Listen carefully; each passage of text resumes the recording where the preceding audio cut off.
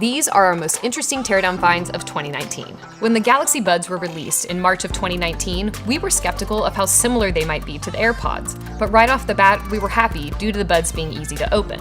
All it took was a little squeezing, prying, and unscrewing to take it apart. Unlike most other earbuds, the Galaxy Buds were designed so that the batteries were easy to access. The process of repairing and recycling these buds is easier and safer since the batteries are easy to remove. And button cell batteries are all you need to keep these buds going, so you never have to worry about not being able to find the right battery. They're available at your corner store or online where other household batteries are sold. Then came along the AirPods Pro, a brand new form factor for Apple's AirPods. With the AirPods' history of being completely unrepairable, scoring a disastrous 0 out of 10 on our repairability scale, we were pretty sure that the AirPods Pro would be just as terrible. But to our surprise, we saw improvements, small improvements, but it's better than nothing. The opening procedure proved to be slightly easier. With some squeezing and prying with the picks, the AirPods opened up. But wait, there's more. The battery that was usually in the stem of the AirPod and almost impossible to remove without complete destruction was now an easier to access button cell battery, just like the one we found in the Galaxy Buds. Insane, right? We also spotted ZIF connector, which means that you can actually separate the two halves safely. While the rest is still hard to separate and remove from the AirPods, this was a step in the right direction, but not big enough of a step to improve their score. They still got 0 out of 10.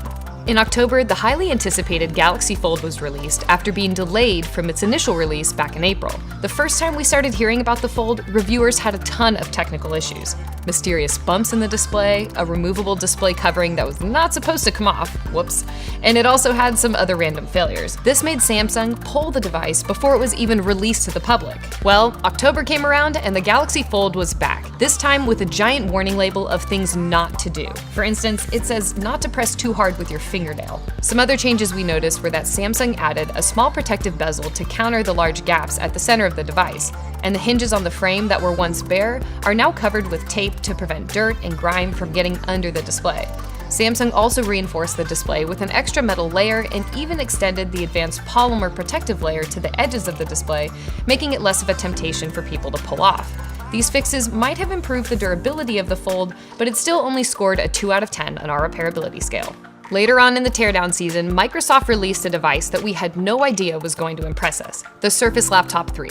With its history of requiring complete destruction to disassemble, we went into this teardown with our scalpels ready, but by golly, were we really wrong this time. The opening procedure was now completely non-destructive. Removing some screws and lifting up the upper case gives us full access to the laptop's innards. Before, this process would destroy the outer layer, so kudos to Microsoft on this one. Also, this machine definitely surprised us when we realized we could easily upgrade and replace the SSD. The SSD is in plain sight and just one screw gets in the way of removal. Many other parts are also modular, so we're happy that Microsoft took a step in the right direction. Just goes to show that a machine can go from 0 out of 10 to a decent 5 without compromising form factor. And lastly, much to the distress of many of our viewers, we found that the new $6,000 Mac Pro does in fact grate cheese, just not very well. It also became Apple's highest scoring device for as long as we can remember, getting a 9 out of 10.